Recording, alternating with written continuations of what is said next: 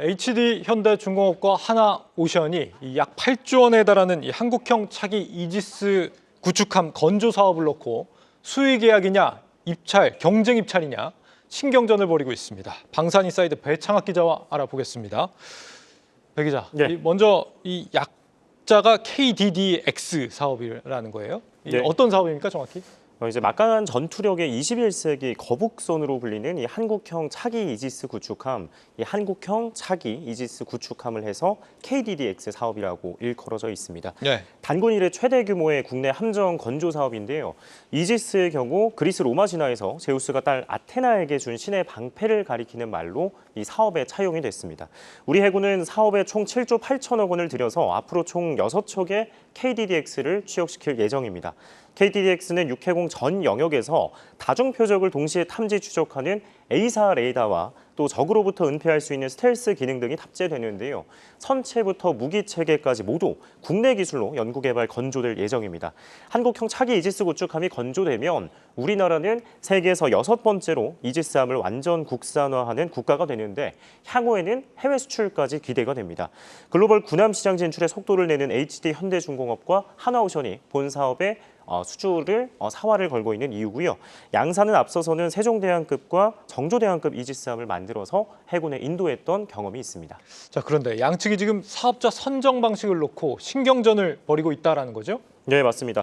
HD 현대중공업과 하나오션은 방위사업청에 각각 수의 계약이냐 또 경제 입찰 방식이냐를 두고서 사업자를 각각 다르게 선정해야 한다며 팽팽히 맞서고 있습니다. 네. 군함 사업은 이제 개념 설계와 기본 설계 그리고 상세 설계 및 초도함 건조, 후속함 건조 순으로 진행이 되는데요. 상세 설계 및 초도함 건조 그리고 후속 사업, 후속함 건조 같은 경우는 기본 설계를 한 업계가 시행하는 것이 관행이자 법령에 명시된 조항입니다. KDDX의 경우 하나오션이 개념 설계를 했고요. HD 현대중공업이 기본 설계를 했습니다. 군 고위 관계자는 방위사업청은 관례 및 규정에 따라서 HD 현대중공업과 이번 주에 수의 계약을 체결할 계획이었는데 하나오션이 군사기밀을 유출한 현대중공업에 일감을 몰아줘서는 안 된다며 거세게 반발하며 경쟁 입찰로 계약을 맺자고 하자 사업자 선정을 잠정 보류했다고 설명을 했습니다. 이에 방사청은 구체적으로 결정된 것이 없고 종합적으로 검토해 의사결정을 하겠다고 밝혔는데요. 오늘 공식 발언과 이제 대조되는 내부 문건이 공개가 됐습니다. 내부 문건에 따르면 방사청은 상세 설계 및 선도함 건조는 수의 계약을 통해서 후속함 건조는 경쟁 입찰을 통해서 사업을 추진할 방침이었던 것으로 확인이 됐습니다. 그러니까 수의 계약이 적당한 사업자를 임의로 찾아가지고 선정하는 계약을 말하는데, 그러니까 수의 계약이 일반적이었다. 네. 하나오션에서 군사기밀 유출을 HD 현대중공업이 했으니 이제 이거를 수의 계약으로 하면 안 된다 이런 입장을 밝혔다는 거예요. 이게 그 군사기밀 유출 사건이라는 게 무슨 사건입니까, 정확히? 네, HD 현대중공업 직원들이 지난 2012년부터 2015년까지 약 10여 년 전이었습니다. KDDX와 관련한 군사기밀 10여 건을 빼돌렸었는데요. 당시 제 기밀 중에 하나오션의 전신이죠. 대우조선해양이 해군에 넘겼었던 2,000쪽 넘는 분량의 개념 설계도가 포함이 돼서 문제가 되었습니다.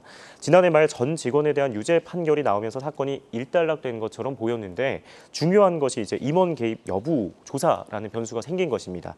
불법 행위에 임원이 개입할 경우 해당 기업이 방위사업청이 공모하는 사업에 대한 입찰 참가 자격이 제한이 됩니다.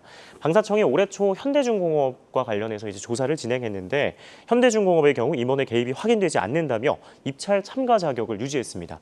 이에 하나오션이 현대중공업 직원들이 군사기밀을 불법으로 열람해서 촬영한 사실을 내부에 보고하고 또 결재를 받은 정황이 있다며 이는 윗선의 개입 없이는 불가능하다며 경찰 측에 수사를 요청한 것이고요.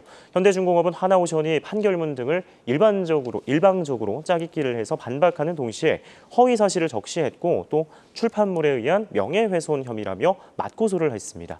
수주전이 법정 다툼으로 번진 것인데 경찰의 수사 결과는 이르면 연내 발표될 예정입니다. 그럼 앞으로 계약이 수의 계약이 된다는 건가요? 경쟁 입찰이 된다는 건가요? 어떻게 됩니까?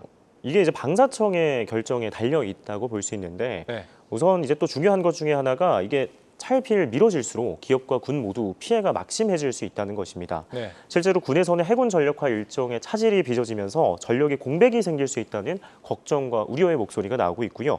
업계 관계자들은 사업 지체로 KDDX에 탑재되는 부품과 장비를 만드는 방산 중소기업들의 손실이 있을 것이라고 내다보고 있습니다. 일각에서는 방사청이 이처럼 몰매를 맞고 있는 만큼 기존안을 철회하고 경찰의 수사 결과가 발표된 이후에 사업자 선정 방식을 정하지 않을 것이냐라는 관측이 나오고 있고요.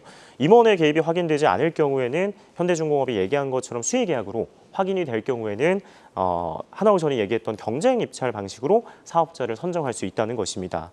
경쟁 입찰 시에는 보안 감점을 받고 있는 HD 현대중공업으로서는 사업 수주가 어려워질 수 있습니다. 통상 군함 사업의 입찰의 경우 소수점 차이로 판가름이 되거든요. 그런데 현대중공업은 지난 군사기밀 유출로 매 사업마다 1.8점씩 보안 감점을 받고 있어서 임원 개입 여부에 따라 현대와 한화 간의 희비가 엇갈릴 전망입니다. 네, 잘 들었습니다. 방산인사이드 배창학 기자였습니다.